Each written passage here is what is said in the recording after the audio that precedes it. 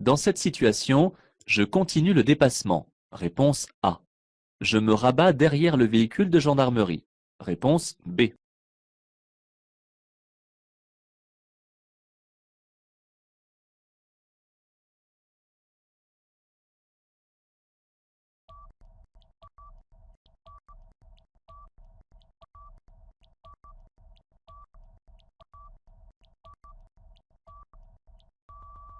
Le véhicule de gendarmerie n'est pas en intervention puisque ses signaux sonores et lumineux ne sont pas actionnés. Je ne risque donc pas de gêner sa progression en le dépassant.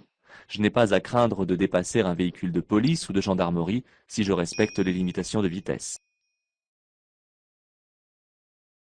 En dépassant, je vais subir une déviation de la trajectoire au début. Oui, réponse A. Non, réponse B. À la fin. Oui, réponse C. Non, réponse D.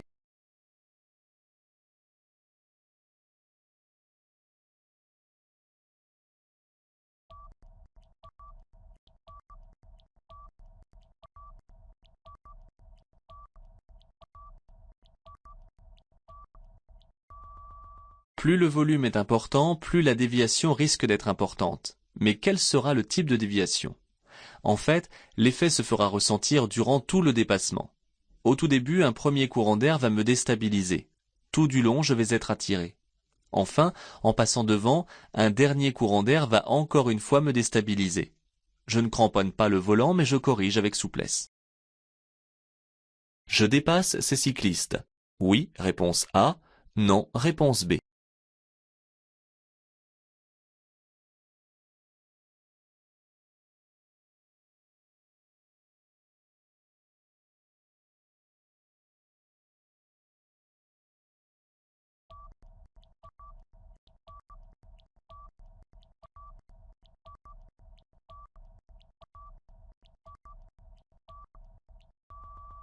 Dans un tel cas de figure, on ne dépasse pas, sauf s'il y a deux voies.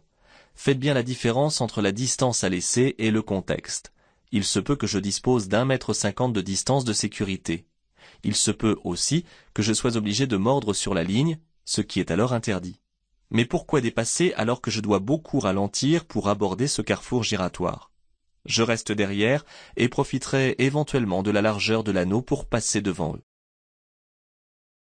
La signalisation laisse la possibilité de dépasser un vélo. Oui, réponse A. Non, réponse B.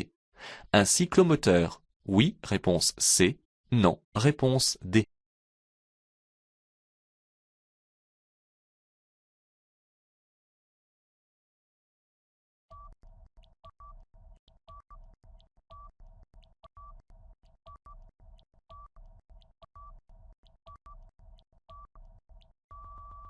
Ne tombez pas dans le piège des exceptions. Ce panneau interdit de commencer ici un dépassement et le marquage au sol invite à se rabattre. Il reste cependant possible de dépasser un deux roues sans sidecar. Je dois avoir terminé un dépassement à la dernière flèche. Réponse A. Dès la première flèche. Réponse B.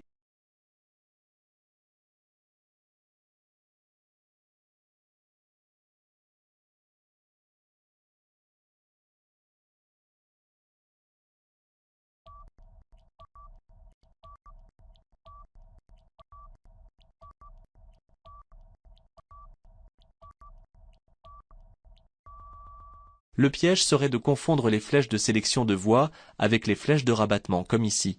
Dans la question, on vous demande quelle est la limite pour terminer un dépassement. À quoi servent alors les trois flèches sinon pour informer l'usager qui dépasse qu'il ne lui reste plus que 150 mètres environ avant que la voie soit supprimée? J'arrive ici à la première flèche. Il me reste donc ces trois flèches pour terminer de me rabattre. En fait, ces flèches m'avertissent que je ne dois pas commencer un dépassement à proximité de la première flèche. Je tourne à droite. Je m'arrête ici même. Réponse A. Dans le virage. Réponse B.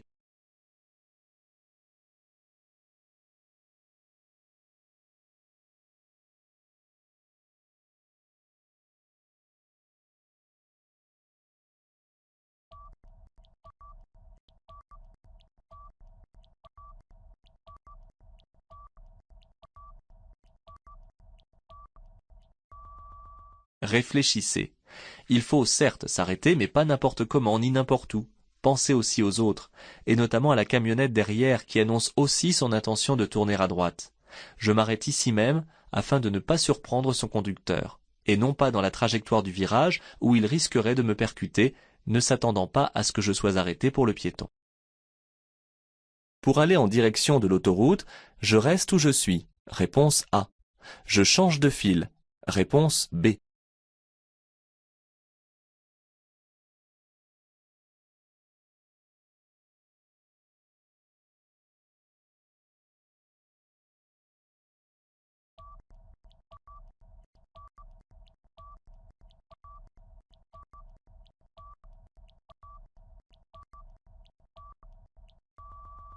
Cette question est très facile, et la réponse est peut-être trop évidente, ce qui sent le piège.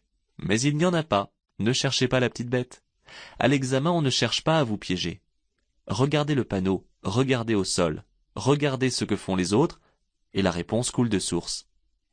Je circule actuellement dans une rue à sens unique. Le panneau de direction à fond bleu indique que je vais tourner à droite pour me diriger vers l'autoroute.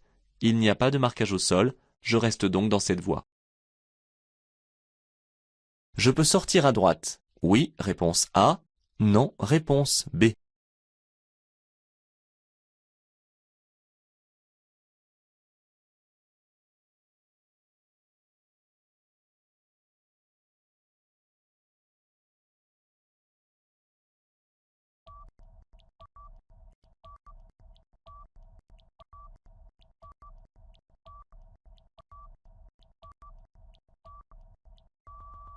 La chaussée est en travaux et la voie de droite est neutralisée. Elle est cependant dégagée pour permettre l'accès à la sortie. Mais la situation peut effectivement paraître piégeuse. Je regarde à côté de moi pour vérifier la présence ou non d'un véhicule de chantier, je me place à droite après le cône et je sors. Sur les routes peu larges, je suis obligé de serrer à droite en ligne droite. Oui, réponse A. Non, réponse B. En virage. Oui, réponse C. Non, réponse D.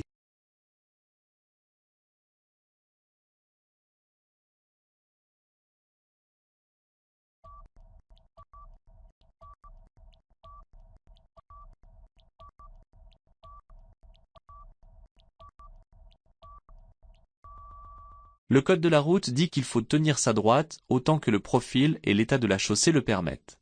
Cela laisse la possibilité sur une route étroite comme ici de ne pas frôler en permanence le bord droit. En revanche, à l'approche d'un virage ou d'un sommet de côte, il serait dangereux de ne pas le faire. Attention donc de ne pas répondre trop vite à l'examen.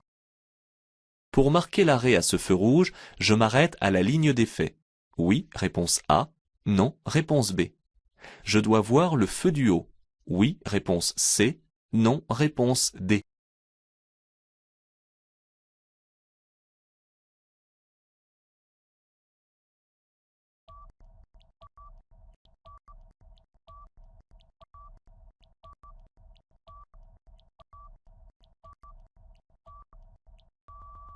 On vous demandera parfois l'endroit de l'arrêt ou de l'effet d'un signal. Soyez attentifs.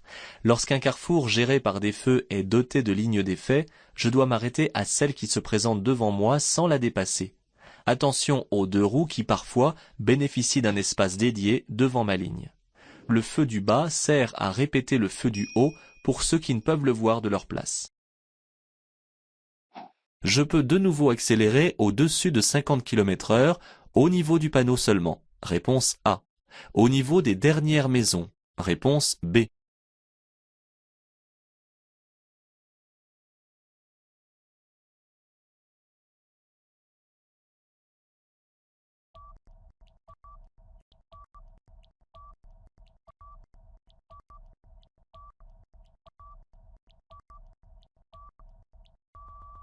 L'emplacement choisi pour implanter ce panneau de sortie d'agglomération n'est pas le fruit du hasard.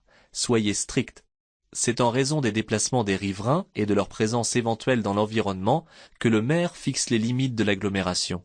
Je dois respecter strictement la limitation jusqu'au panneau afin d'assurer leur sécurité, même si je n'en vois pas immédiatement l'intérêt. Je ne reprends l'accélération qu'après le panneau de sortie. Ce véhicule est bien lancé sur cette voie. Le conducteur ne doit pas me gêner. Oui, réponse A. Non, réponse B. Je le laisse s'insérer devant moi? Oui, réponse C. Non, réponse D.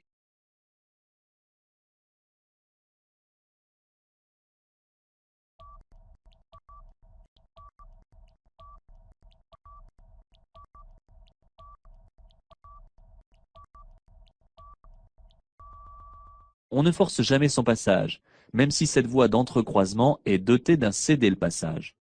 Si le véhicule est bien lancé, son conducteur peut décider de sortir sans me gêner, tout en continuant son accélération. Je peux l'aider à s'insérer devant moi en levant un peu le pied de l'accélérateur si nécessaire, plutôt que de l'obliger à ralentir. Ce feu est clignotant. À la prochaine intersection, je devrais céder le passage à droite. Oui, réponse A. Non, réponse B.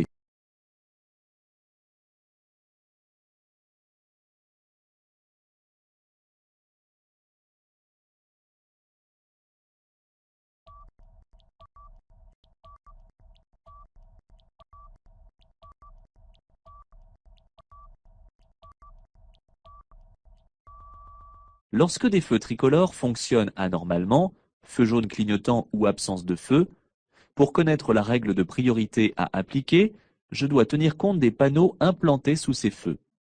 En cas d'absence de panneau, j'applique d'office la règle de priorité à droite. Ici, il y a un losange qui indique le caractère prioritaire de mon axe de circulation. Je ne cède donc pas le passage à droite. Je commets une infraction en m'insérant sur l'axe principal.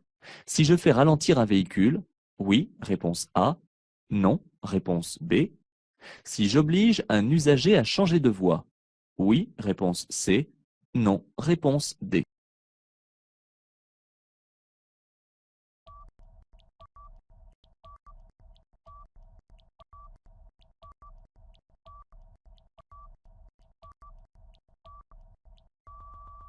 Céder le passage signifie qu'il ne faut ni gêner, ni surprendre les autres usagers sur l'axe où l'on s'insère. Un ralentissement ou un changement de voie signifie qu'on a gêné.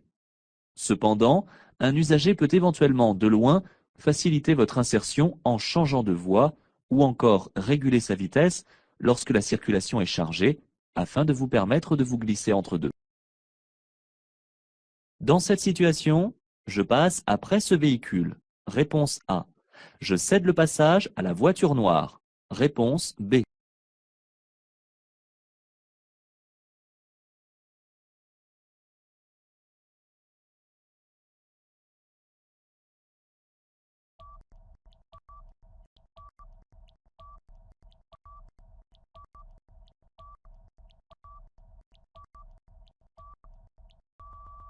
Ce panneau de prescription m'indique que je dois céder le passage à la circulation venant en sens inverse. Même si la voiture noire n'est pas encore engagée dans le passage étroit, je dois la laisser passer. Je passe, réponse A. Je m'arrête, réponse B.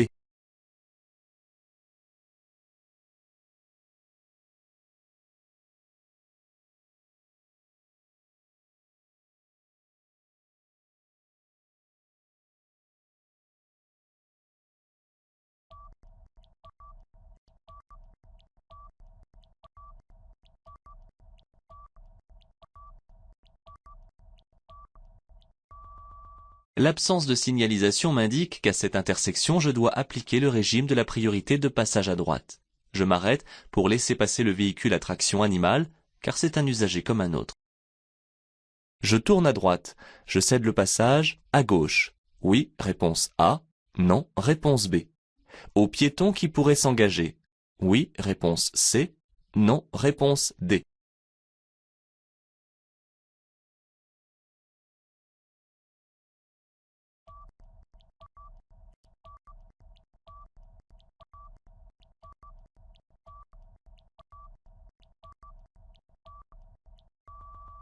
Construisez votre analyse, sans oublier une règle qui s'ajoute à celle des feux et du panneau. Le feu est vert et m'autorise à m'engager dans l'intersection sans tenir compte du panneau. Les véhicules de la rue transversale ont le feu rouge. Personne, donc, n'arrive de la gauche. En revanche, l'autre règle qui suit celle de l'autorisation de passer concerne celle à mettre en œuvre en tournant à droite. Le feu des piétons est au vert. Si un piéton s'engage, je dois lui céder le passage. Ce piéton coupe l'intersection pour traverser. Je suis obligé de m'arrêter. Oui, réponse A. Non, réponse B.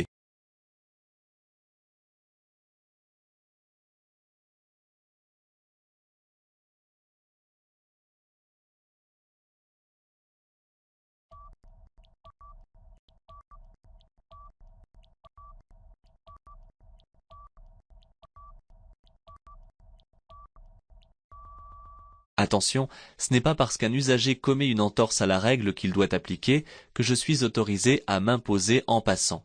Je suis obligé de céder le passage aux piétons engagés dans la traversée de la chaussée. Je risquerai une forte amende, une suspension de mon permis de conduire, ainsi qu'une perte de 4 points sur ce dernier. Je m'arrête.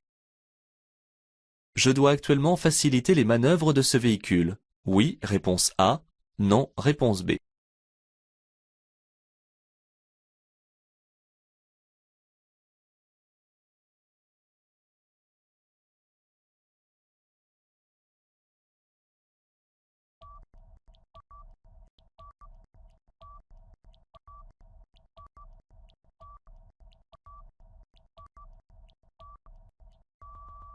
On peut rester perplexe au regard du véhicule de service.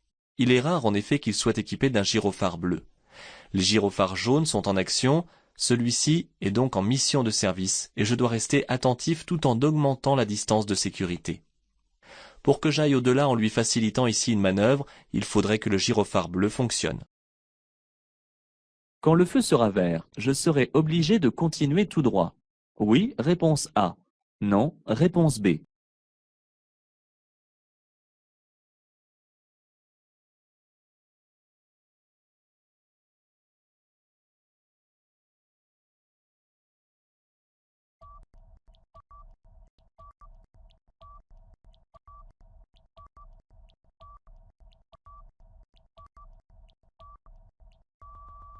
Le panneau bleu indique que la rue en face de moi est à sens unique, et non pas une obligation d'aller tout droit, qui serait placée avant l'intersection. Dans cette situation, rien ne m'interdit de tourner à gauche ou à droite après que le feu soit passé au vert. Ce panneau peut mettre fin à une interdiction de dépasser. Réponse A. De s'arrêter. Réponse B. De stationner. Réponse C. De rouler à plus de 70 km/h. Réponse D.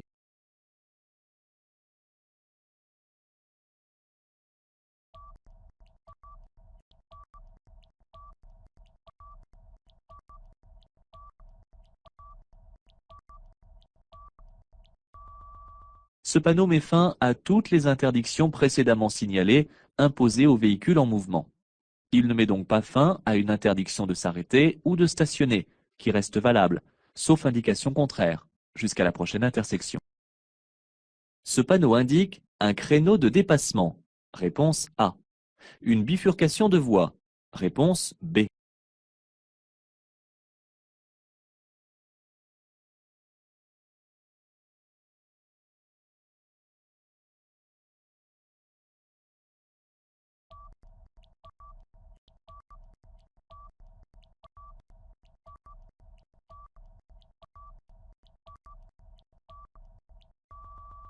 Le panneau indiquant un créneau de dépassement comporte au moins une voie dans l'autre sens, symbolisée par une flèche en sens inverse.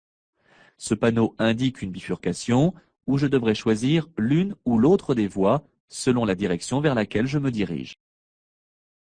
Sur l'autoroute, les bornes d'appel d'urgence sont implantées tous les 2 km. Oui, réponse A. Non, réponse B. Sont à utiliser uniquement en cas d'accident. Oui, réponse C. Non, réponse D.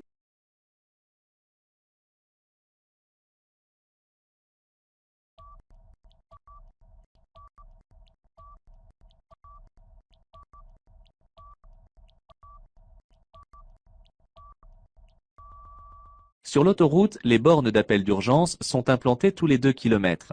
Elles sont à utiliser dans tous les cas d'urgence, accident, panne ou malaise. En appuyant sur le bouton d'appel, j'entrerai en contact avec la gendarmerie, qui se chargera de faire intervenir les secours ou un dépanneur. Je ralentis à 50 km/h au niveau du panneau. Réponse A. À l'entrée du virage seulement. Réponse B.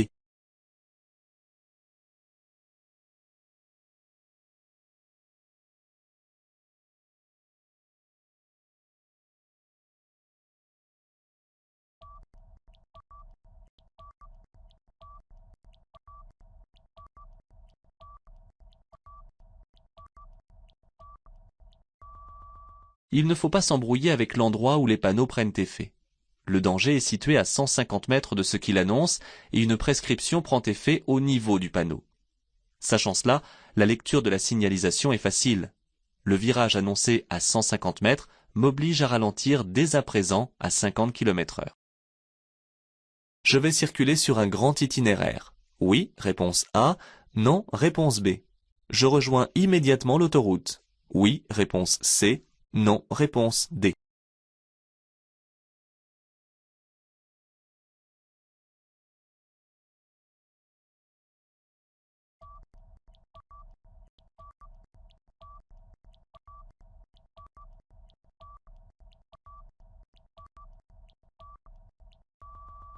La question est ici à double détente, mais elle peut piéger.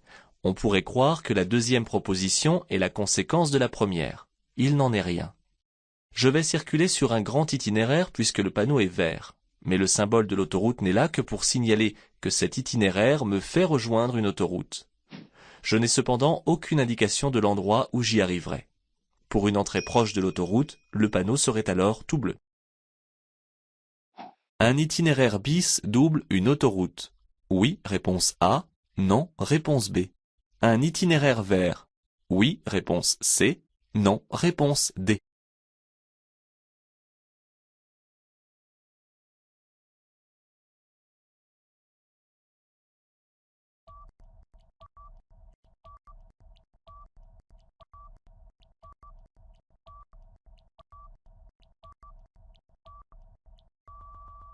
Faites bien la différence en ce qui concerne les routes. Il existe deux types de déviation d'un itinéraire principal. L'itinéraire bis et l'itinéraire de substitution S. L'itinéraire S double une autoroute qui est souvent surchargée. Je peux récupérer l'autoroute un peu plus loin. L'itinéraire bis est en quelque sorte une route choisie pour éviter les grands axes très chargés. Il ne double ni une autoroute, ni un itinéraire vert. La route est en général plus touristique. Dans une dizaine de mètres, j'entre dans un sens unique. Oui, réponse A. Non, réponse B. Le stationnement s'effectue à gauche et à droite. Oui, réponse C. Non, réponse D.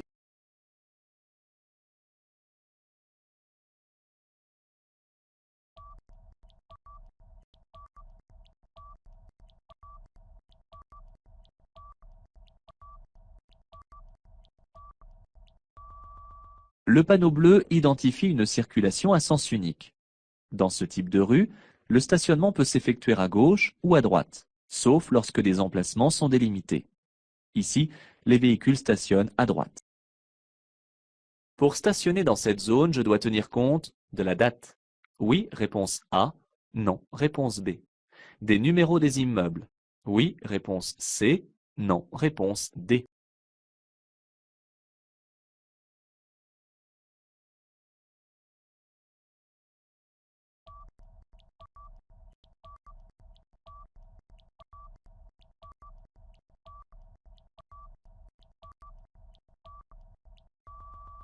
J'entre dans une zone à stationnement unilatéral alterné semi-mensuel. Cela signifie que le stationnement est autorisé d'un seul côté dans les rues de cette zone. Cette autorisation change de côté tous les 15 jours. La première quinzaine, je dois stationner du côté des immeubles portant des numéros impairs. La deuxième quinzaine, je dois stationner du côté des numéros pairs. Pour demander mon chemin à ces personnes, je m'arrête sur l'accotement. Réponse A. Le long de la ligne de rive. Réponse B.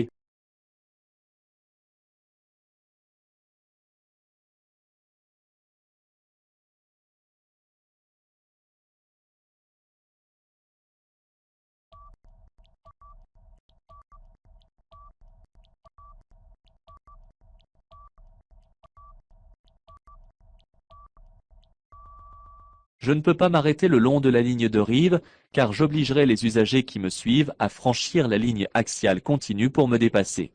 Je m'arrête donc sur l'accotement derrière la ligne de rive. Nous sommes le 12 du mois. Je peux stationner dans ce sens, à droite. Oui, réponse A. Non, réponse B. À gauche. Oui, réponse C. Non, réponse D.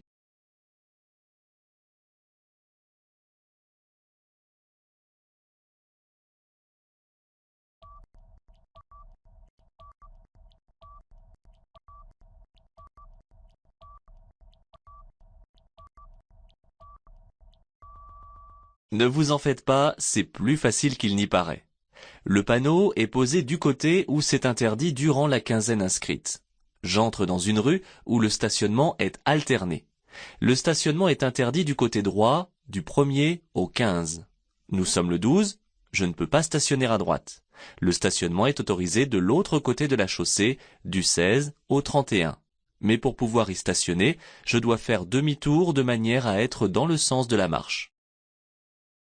Ce parking est réservé au seul cas d'urgence. Oui, réponse A. Non, réponse B.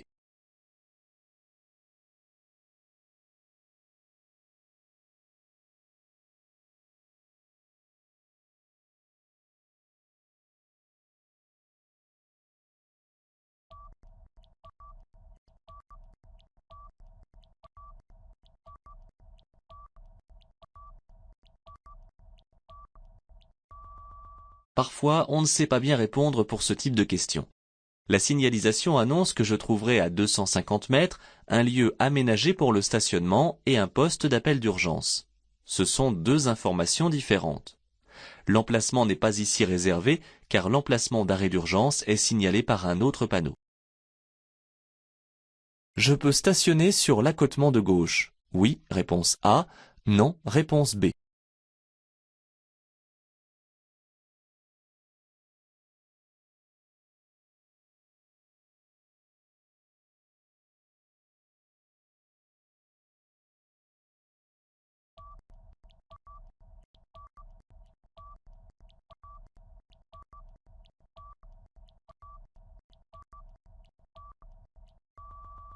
Une ligne de dissuasion n'interdit pas le franchissement de celle-ci pour se rendre à gauche. Ne vous laissez pas piéger par le fait qu'elle interdit le dépassement comme une ligne continue.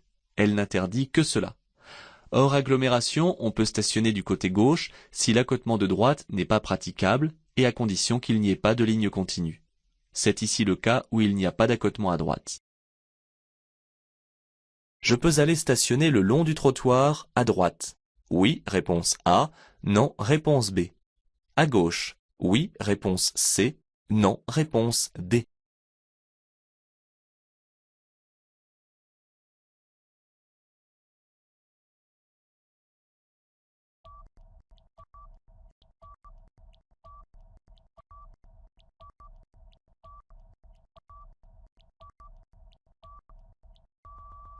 La question peut sembler facile et pourtant l'environnement et la signalisation sont un peu contradictoires. On peut hésiter.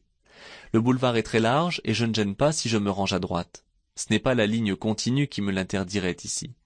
Il existe bien un danger de virage et d'un passage à niveau sans barrière, mais en stationnant ici à droite, je ne masque pas la visibilité et je n'obligerai pas à une manœuvre gênante ou dangereuse. Pour me rendre à gauche, il y a une ligne continue. Je dois laisser démarrer un autocar quittant cet arrêt. Oui, réponse A. Non, réponse B.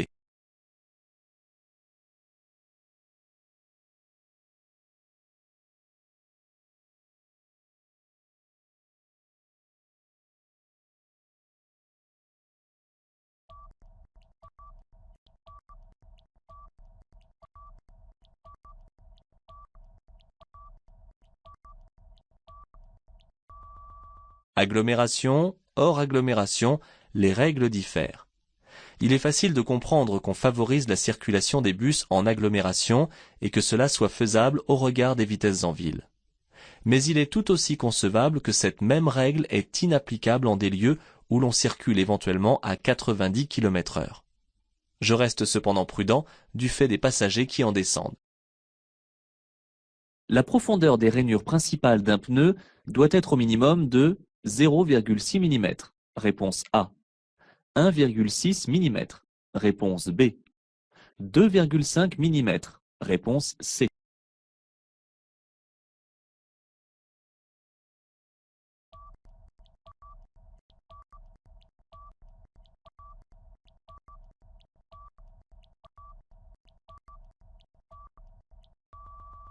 Les rainures principales d'un pneu doivent être au minimum de 1,6 mm.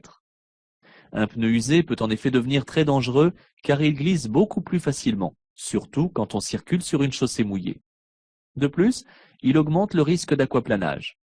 Par conséquent, en circulant avec des pneus usés, je risque une amende prévue pour les contraventions de 4e classe, soit actuellement 135 € par pneu lisse.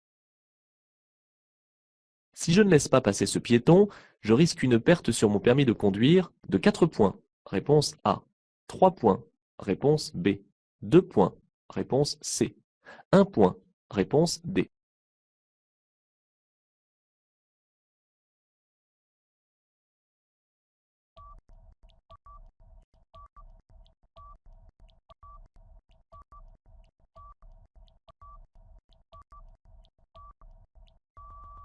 Je dois céder le passage aux piétons régulièrement engagés dans la traversée de la chaussée, qu'ils soient ou non sur un passage piéton. Si je ne respecte pas cette règle, je risque une forte amende de 4e classe, une perte de 4 points sur mon permis de conduire, ainsi que la suspension de ce dernier. Pendant la conduite, un autoradio peut présenter un danger lorsque j'effectue des réglages. Oui, réponse A. Non, réponse B. Si le son est trop élevé. Oui, réponse C. Non, réponse D.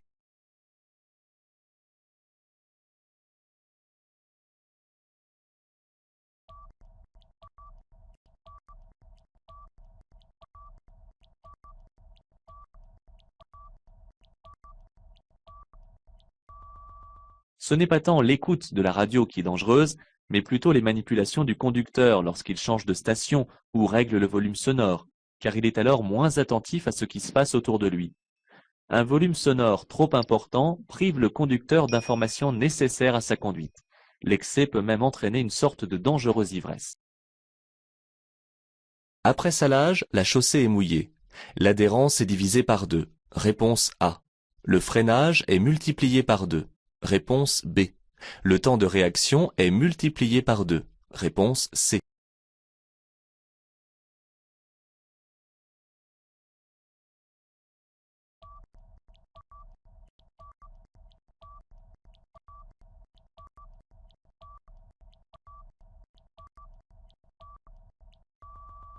Le piège est dans les formulations, division et multiplication.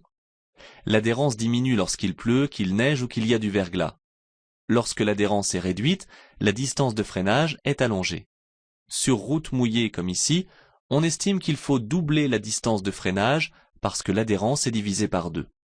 Le temps de réaction ne dépend pas des conditions météorologiques, mais du seul conducteur. Circuler en étant fatigué peut être aussi dangereux que d'avoir bu de l'alcool. Oui, réponse A. Non, réponse B.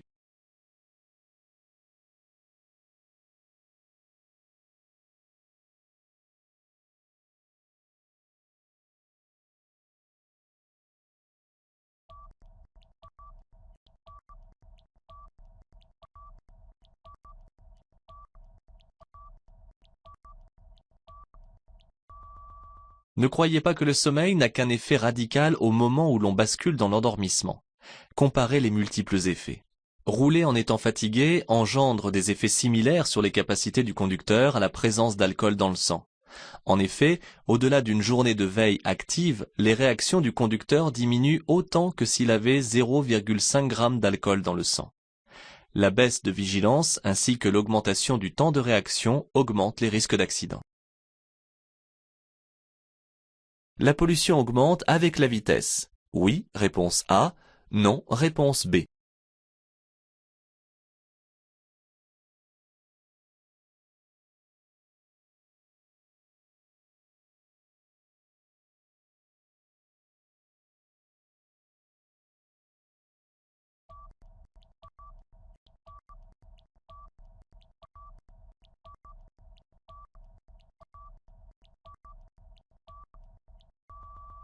La pollution et les économies de carburant font partie des préoccupations essentielles de chaque conducteur. Des questions sont donc posées à cet effet et elles découlent toutes de la logique commune. Qui peut dire qu'on consomme moins en accélérant l'allure et que par conséquent la pollution diminue? Personne.